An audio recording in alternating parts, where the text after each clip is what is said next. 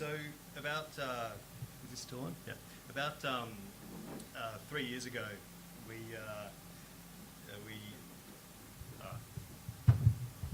how's that? Good stuff. So about 3 years ago, we had a new sales director start at Telstra, and he calls me to his office and he goes, I want to know everything about search. And I go, great, perfect. Sat down, went through SEM, SEO, talking through the strategy, the vision, why we do what we do, and he was like, brilliant, love it, that's really great, really enjoyed that, and I have a really good idea about how it all works and then what we're going to be focusing on. He's like, just one thing, turn off brand, we spend too much and we get that traffic anyway. And I was like, I just, one second. I said, look, let me send you an email, make sure that, we've got that documented, and I'll send you through case studies and why we, should bid on brand. We didn't have any necessarily specific Telstra data. We'd run a test at that stage. So I sent through the email and he was like, I guess it kind of makes sense, that's fine. 12 months later, we get a new sales director start, same kind of deal. Calls me to his office, goes, I want to know everything about search, take him through everything, show him the strategy, and he's really thrilled. He's like, I get it, I understand, I really sold on this search thing you're doing, it makes a lot of sense. Just one thing, we're spending far too much on brand, turn it off. We get that traffic anyway. I was like, just wait 1 second before we do that. And kind of sent him through the email. And so this year we've got a new executive director. She's from CPA. She's awesome, really digitally minded. She really knows digital well. So before we have that conversation, before she comes to me, we decided to run a brand case study. So we actually have specific Telstra data that can go back to the business and say, in our space, this is why we actually bid on brand. I want to take you guys through that today, and hopefully you get some good insights about brand bidding, why you should or shouldn't do it, and also a bit of a framework for measurement in terms of moving forward. So 4 areas, I'm going to take you through the test, how we set it up, the results, 4 reasons we bid on brand, and then 5 insights and recommendations. So we did a week-on-week comparison where we had 1 week brand was live, and so this is specifically focusing just on the Telstra keyword. The next week we paused it, and we're just focusing purely on the Sydney region. Of course, we continue to have great organic results, number 1 for Telstra. I know, doing a great job there in SEO. The test ran across mobile, desktop, and tablets. There were no region-specific digital offers at the time, and the above-the-line activity was consistent week on week as well. It's the cleanest run we had at a brand test we could have hoped for at that stage. We know we've got iPhone launches, there's so much activity in market, NBN, everything's so aggressive and competitive at the moment in the telco space that this is our best chance we had to actually run this test. So looking at the results of the week on week, we got 5% less traffic when the SEM ad wasn't there on that 1 keyword for Telstra. We got 12% less orders, which equates to 12% less revenue. And only 32% of those orders were actually regained by SEO. So if there was a case for actually not bidding on brand, we'd see that all that traffic and orders actually be absorbed back into the search, back through SEO. So only 32% of orders were picked up, and 68% of orders for this 1 keyword were lost in that week-on-week comparison. So the data was in. We're getting less traffic, we're getting less orders, less revenue, and SEO is not actually picking up the keyword. So that's really interesting. But actually, what are we going to do with that data once we've got that or that info? So I'm going to take you through 4 reasons why we're actually going to keep bidding on brand. So the first reason is on that performance data.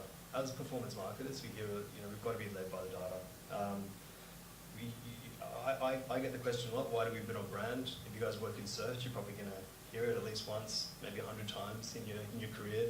Why do we bid on brand? Turn it off. We get that traffic anyway. It's a constant question. And to be fair, sometimes I was thinking as well, like, why do we bid on brand? What's the point? It's not until you actually run the tests and be monitored by the actual, and make decisions based on the actual data that you can have a really valid response to that question. So losing 12% of revenue over that test period, when you extrapolate that out to 365 days, and you're looking at 12% of revenue over a year, it's pretty significant. Pretty significant revenue impact. Next reason is, and both Aaron and Paul kind of touched on this as well, is defending our position against the competition. Optus, Vodafone, guys in the room.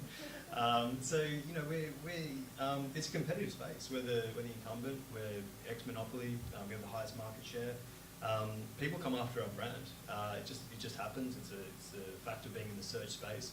If we're not there, for Telstra keywords, our competitors will be. We need to be there to be taking that traffic that is searching for us. We've earned it. We've done the marketing. We've got the demand generation done.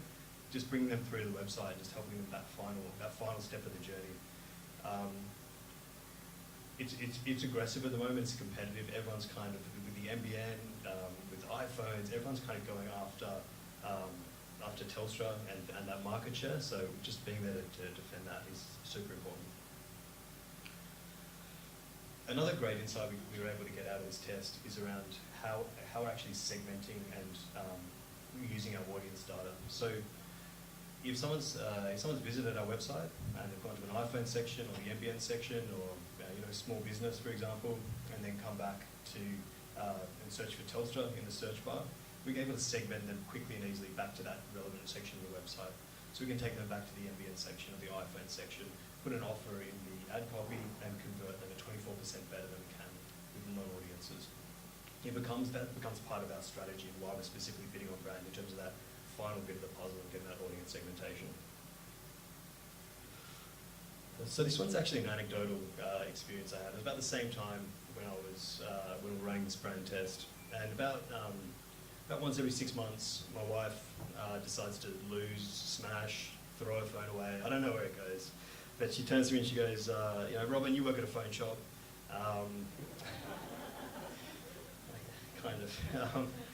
Give me a new phone. I was like, oh yeah, sure, okay, see what I can do. Anyway, I jumped online and I searched for Telstra mobile phone plans, or Telstra mobile phones. And these are the results that came up. So number one there, you've got Google Shopping and the Oppo through Big W at $230. And that sounds about right for Sam. But I heard great things about the Oppo, so I clicked open and I opened it in a new tab, and that opened, and then the search result below was Nokia mobile phones. I was like, oh, Nokia mobile phones, that's pretty interesting. 3210, wonder what that looks like now. So I clicked that and opened it in a new tab as well. And then finally I clicked on the organic Telstra result, which was the mobile phones page. Before I knew it, I found myself on an internet adventure. I was on the Big W website, and then I was looking at the Oppo website, it's not a bad phone, and then I actually found myself on Optus's website chatting with the live chat person, and it wasn't such a bad deal. And obviously I didn't convert, but a lot of our customers would. They'd end up on the internet adventure. We've got tiny little attention spans, and we get distracted, and we start clicking on things, and before you know it, we can lose our customers who, and I'm incentivized to convert through Telstra. People who aren't can just disappear. So I think there's a real strong argument there that when you're looking at the data, you're looking at the user journeys, and you're looking at the conversion rates to actually put together a proper case for bidding on brand. So in terms of the insights and recommendations, for us, I think industry case studies are awesome, but they're awesome in terms of how you stimulate an idea to run a test. It's certainly not something you can rely on. Every industry is completely different. Insurance, tech, telco, cars, iSelect, it's all different. So I think industry case studies are relevant, but you have to run tests with your own data and have to make that actually, when's the right time to bid on brand versus not. Telstra, Optus, Vodafone, they might all have different results in this space as well. Telstra in the news all the time. We lose traffic to things like Telstra is preparing to buy NBN, but not before huge hit to taxpayers. That sounds like an interesting article. I'm going to read that. Before you know it, they're on the SMH and off they go. So it's brand specific, and it's also industry specific as well. Device, testing brand on different devices. So mobile versus desktop versus tablet. I was speaking to a guy, the search manager of an insurance agent the other day, and they've turned off brand on mobile. I think that's a great test to run. What is the different user behavior on those different devices when you're looking at brand as well?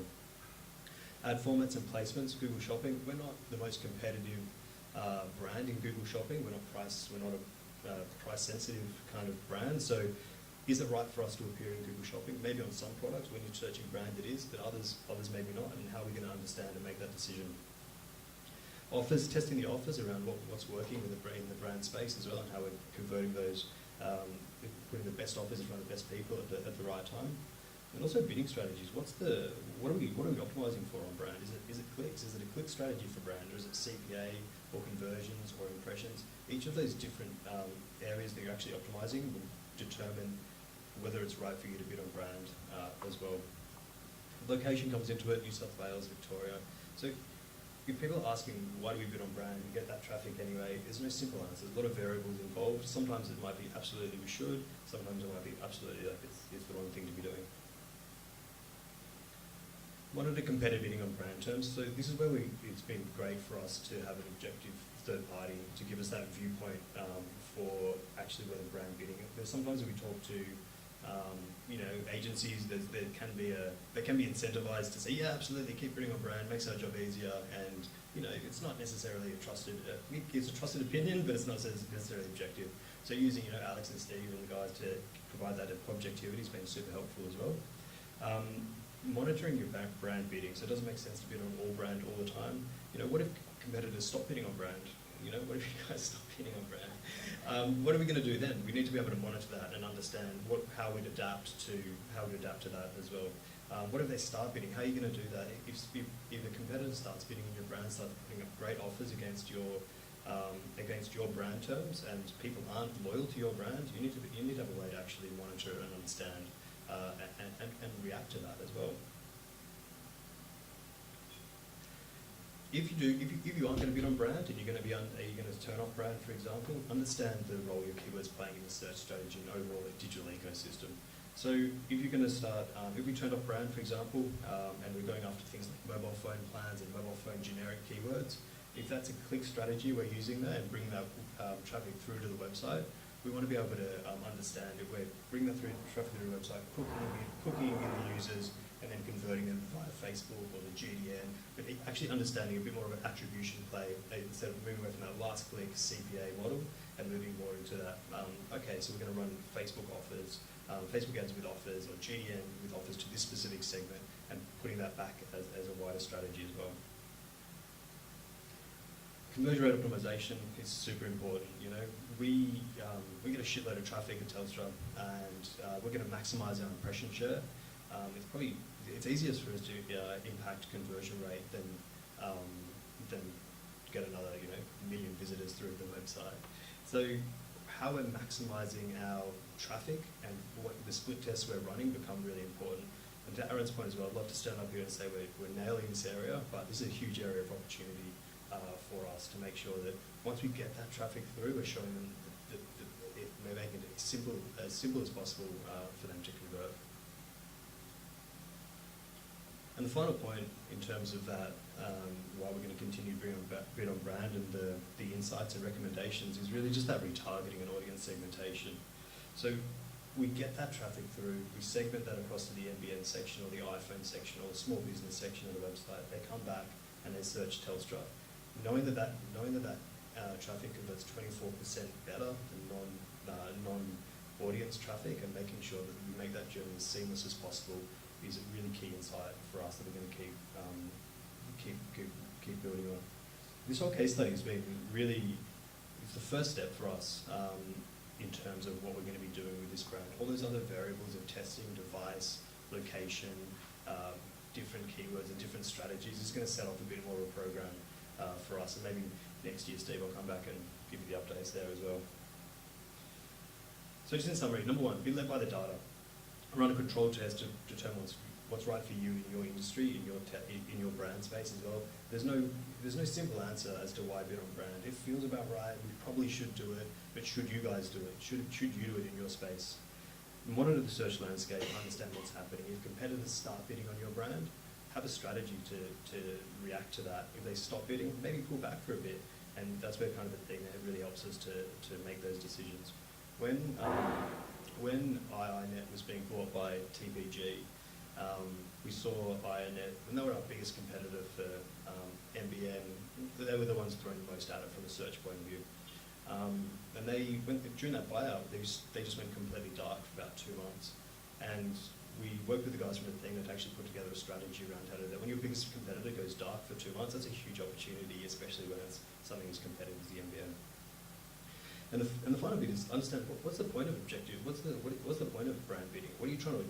What's you actually trying to achieve with it? Is it a defensive strategy? Is it audience segmentation, traffic gen? You know, once you've defined that strategy, put a measurement framework around it and understand actually what you're trying to get out of it. Why I love this brand case study is that now when we're going to get at the game, why do we bid on brand? We get that traffic anyway.